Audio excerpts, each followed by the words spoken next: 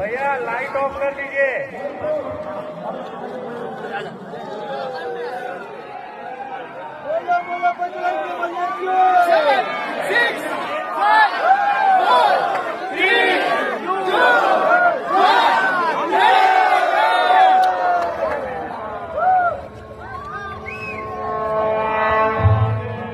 సర్వ మానవాళికి రక్షకుడు, మనకు కొండంత అండగా నిలిచేవాడు, మనసులో తలచిన వెంటనే గుండెల నిండా ధైర్యాన్ని నింపగలిగే మహాయోధుడు, అభయహస్తంతో ఎల్లవేళలా మనల్ని కాపాడే ఆ పవనపుత్రుడి ఇప్పుడు మనసారా స్తుతించుకుంటూ శ్రీ పంచముఖ ఆంజనేయ స్వామిగా అవతారమెత్తిన కథ దృశ్య రూపంలో తిలకిద్దాం రండి.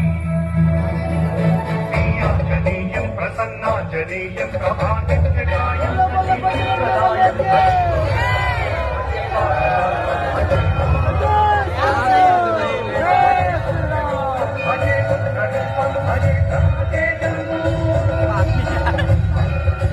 అది రామాయణ మహాయుద్ధం.